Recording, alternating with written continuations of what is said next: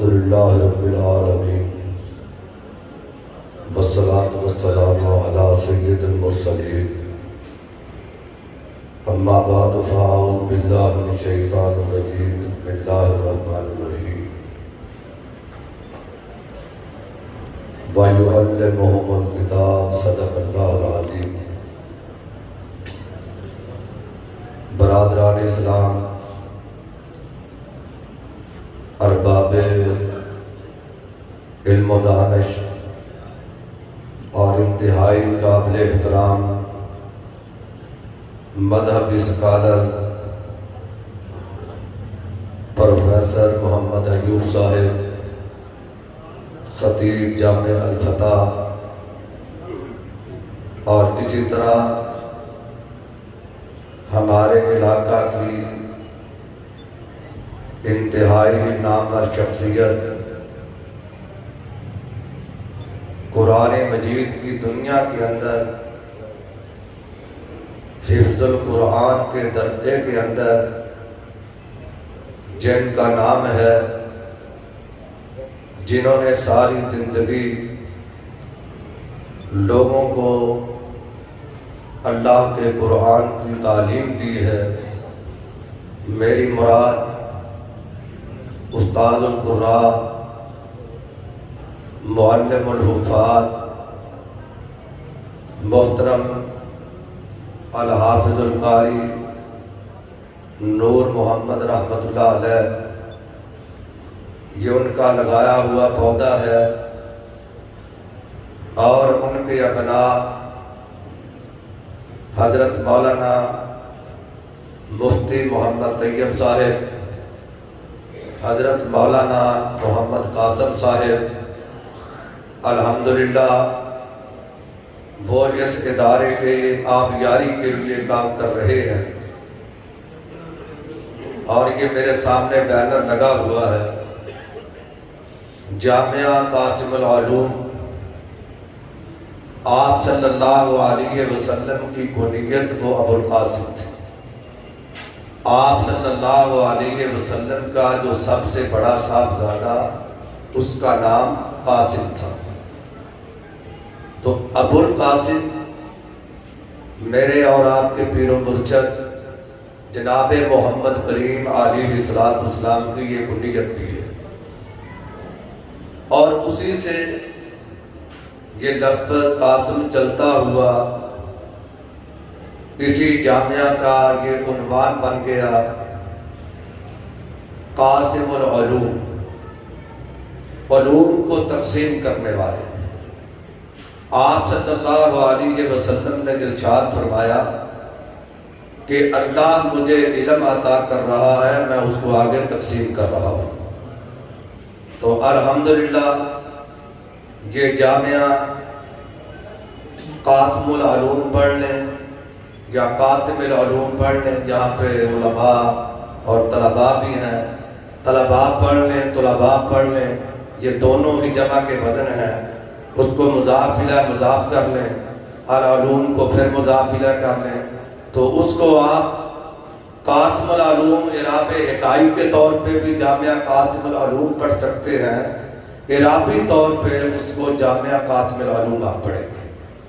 تو بہرحال جامعہ قاسم العلوم جو ہے، الحمدللہ جب سے اس کا آغاز ہوا ہے، تو میں اکثر و بیشتر جو میرے جانے والے ہیں، میں ان کو ایک ہی مشورہ دیتا ہوں کہ اگر تم نے اپنے بیٹے کی منزل وہ مضبوط دیکھنا ہے، کہ اس کی منزل جو ہے وہ یاد ہو، اور قیام رمضان کو کروا سکے، تو پھر آپ جامعہ قاسم العلوم کے اندر لے جائیں، تو انشاءاللہ وہاں پہ کوئی کمی نہیں رہے گی۔ آپ کو معلوم ہے کہ حضرت حافظ صاحب مرحوم قرآن حکیم کے حوالہ سے وہ کتنی محنت کرتے تھے۔ تو یہ میرے سامنے فرمان حضرت علی المرتضیٰ ہے کہ رضینا قسمت الجبار فینا رضینا قسمت الجبار فینا، کہ ہم اللہ رب العالمین کی تقسیم پہ راضی ہیں۔ لنا علم وللجہال مال، اللہ نے ہمیں علم سے نواز دیا ہے، جہالاء کو مال دیا ہے۔ جاہل وہ اپنے مال پہ خوش ہوتا ہے، لیکن جو علم کا متمنی ہے وہ اپنے علم پہ خوش ہوتا ہے۔ آقا مکی و مدنی علیہ السلام نے ارشاد فرمایا انی بعثت معلما، کہ اللہ کریم نے مجھے معلم بنا کر بھیجا ہے، مجھے تعلیم دینے والا بنا کر بھیجا ہے۔ حضور سرور کائنات علیہ السلام کی ولادت کے جو مقاصد ہیں، ان مقاصد اربع میں سے پہلا مقصد، پہلی غرض و غائب وَيُعَلِّمُهُمُ الْكِتَابِ، کہ آپ صلی اللہ علیہ وسلم قرآن مجید کی تعلیم دینے کے لیے اس کائنات کے اندر تشریف لائے ہیں۔ قرآن مجید دو ہیں، ایک قرآن مجید ما بین الدفتین، جو دو گتوں کے درمیان ہے، جو 30 پاروں پہ مشتمل ہے۔ الحمدللہ مسلمانوں کے بچے، جوان اور بوڑھے جنہوں نے اس قرآن مجید کو حفظ کیا ہے، الحمدللہ یہ مسلمانوں کا ایک لگاؤ اور تعلق ہے۔ ہم تو ویسے کہتے ہیں ایک بات کہ سنا ہے کہ آپ ہر عاشق کے گھر میں تشریف لاتے ہیں، ہمارے گھر میں بھی ہو جائے چراغاں یا رسول اللہ۔ میں نے کہا کہ سنو، اگر تجھے سمجھ نہیں آئی کہ تیرے گھر کے اندر ابھی تک چراغا نہیں ہوا، اس کی وجہ کیا ہے؟ چراغا تیرے گھر کے اندر موجود ہے تعلیمات مصطفی کی شکل میں، لیکن تو نے قرآن مجید کو بند کر دیا، تیرا دماغ بھی بند ہے، تو نے قرآن کو بند کر دیا۔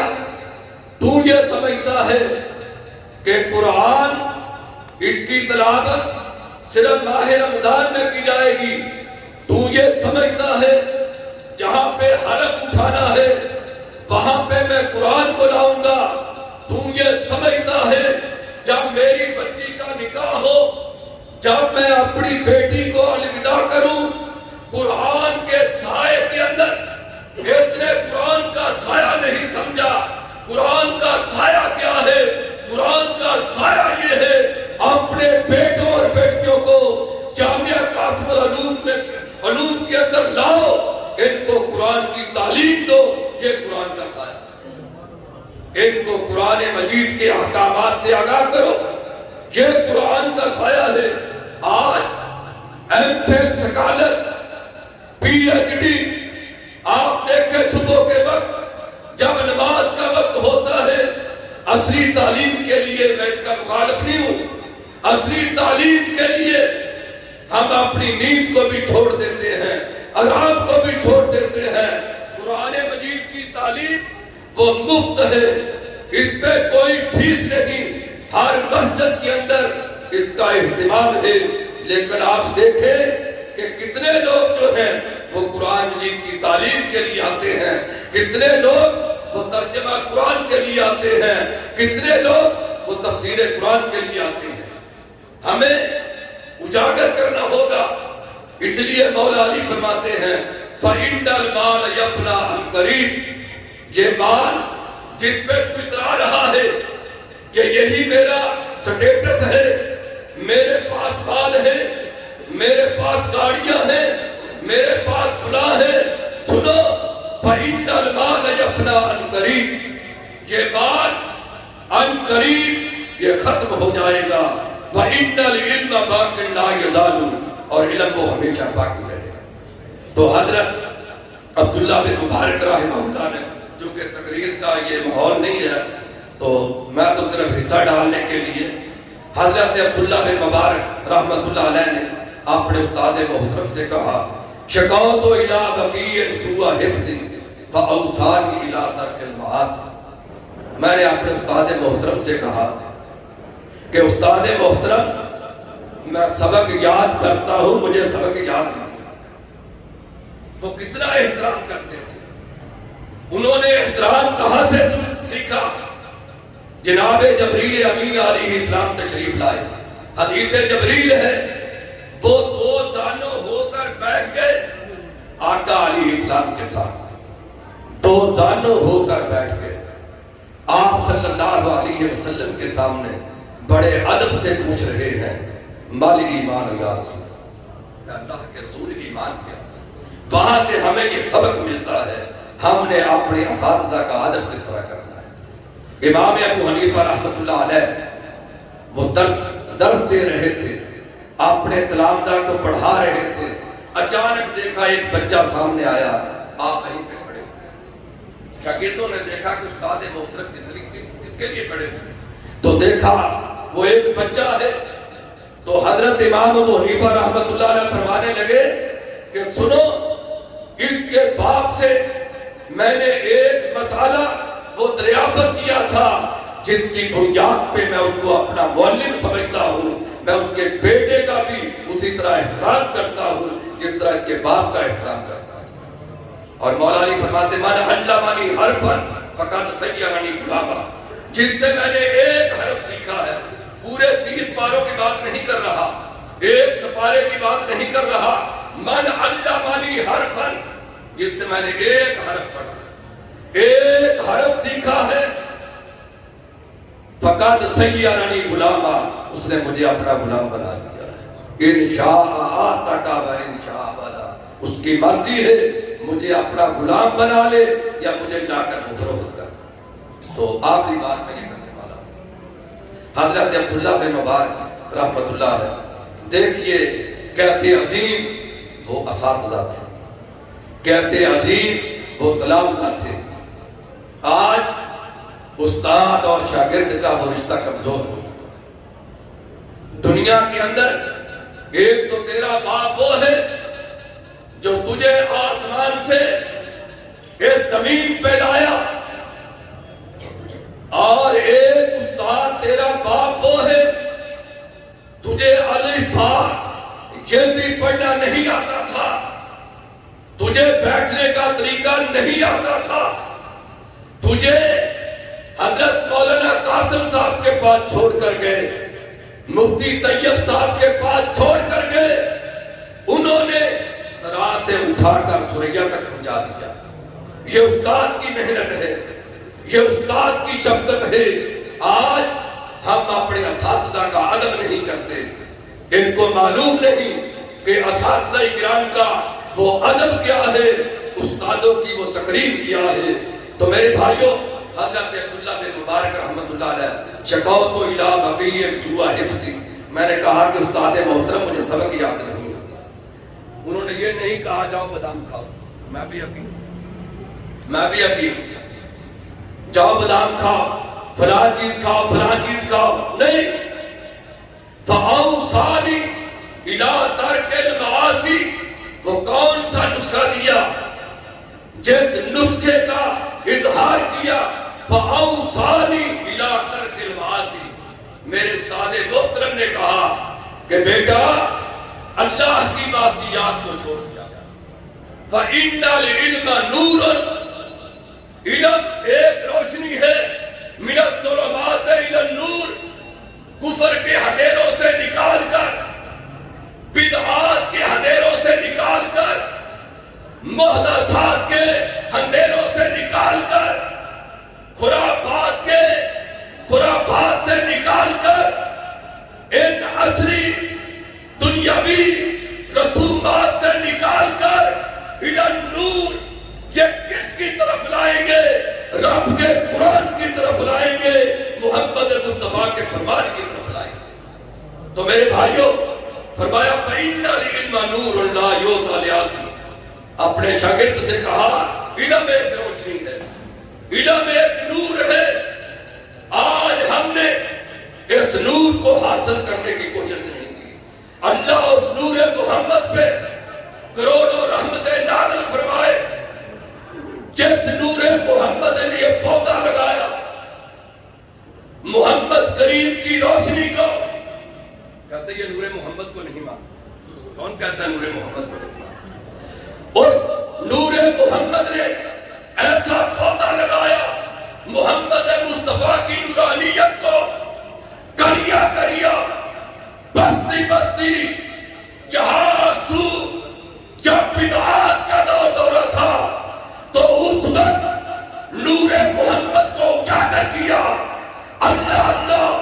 پھر ان کے تلامذہ نہ صرف اندرون ملک کے اندر بلکہ پوری دنیا کے اندر محترم حافظ نور محمد صاحب ان کا یہ فیض یہ پہنچ رہا ہے اور مجھے یقین کامل ہے کہ ہمارے تلامذہ ہمارے شاگرد میں تو یہ کہتا ہوں جو میرے سے صحیح مسلم پڑھتے ہیں میں نے ان سے کہا کہ بیٹا میں نے 36 برس گزارے ہیں ہائی سکول نمبر 2 کے اندر اور مسلم ہائی سکول کے اندر 36 برس میں نے سروس کی ہے. مجھے میرے شاگرد پولیس کے اندر ملیں گے میرے شاگرد کسی اور عہدے پہ فائد ہو کر ملیں گے. بیٹا میں تم کو تعلیم اس لیے دے رہا ہوں تمہاری وجہ سے میں یہ چاہتا ہوں کہ قبر کی زندگی وہ میرے لیے آسان ہو جائے تم میرے لیے دعائیں کریں گے. تو یہ حضرت حافظ صاحب مرحوم کے لیے یہ تمام جو یہاں سے فیض یاب ہیں یا فیض یاب ہو رہے ہیں اور ان کی صحیح معنی کے اندر حقیقی جانشی ان کی اولاد وہ صحیح معنی کے اندر صدقہ جاریہ ہے. تو آخری بات میں کبھی سوچا کرتا تھا کہ حافظ آباد کے اندر 12 دن کے لیے کوئی ایسا پروگرام ہو جس کے اندر آپ صلی اللہ علیہ وسلم کی سیرت طیبہ کو اجاگر کیا جائے. الحمدللہ اللہ رب العالمین نے ہماری دلی مراد کو پورا کیا ہے اور اللہ رب العالمین نے ان کو یہ موقع دیا ہے کہ ربیع الاول کے اندر ربیع الاول کو نہیں مانتے میرے بھائیوں ہم تو 3 ربیع مانتے ہیں ربیع فی ربیع فی ربیع نور فوق نور فوق نور. تم ایک ربیع کی بات کرتے ہو. ربیع کہتے ہیں موسم بہار کو ربیع کسے کہتے ہیں موسم بہار کو اور ایک ربیع وہ مہینہ ہے اور تیسرے ربیع محمد مصطفیٰ ہے جس کا معنی ہے سراپا بہار. معنی کیا ہے ربیع فی ربیع فی ربیع کہ محمد مصطفیٰ سراپا بہار کر سراپا بہار بن کر ربیع بن کر ربیع الاول کے اندر تشریف لائے. نور فوق نور فوق نوری محمد مصطفیٰ علیہ السلام کائنات کے انسانوں کے لیے جوہلا کے لیے ان پڑھوں کے لیے جو شرک کے اندر ڈوب چکے تھے ان کے شرک کو ختم کرنے کے لیے محمد مصطفیٰ علیہ السلام قرآن کا نور لے کر آئے اللہ کی وحی کا نور لے کر آئے. اللہ رب العالمین کے حضور دعا ہے الہ العالمین اس جامعہ کو تاہین قیامت اللہ اس کو آباد رکھ. اللہ اس کے ساتھ جو دامے دن میں سکھنے وہ تعاون کر رہے ہیں اللہ سب کے تعاون کو قبول و منظور فرما. وآخر دعوانا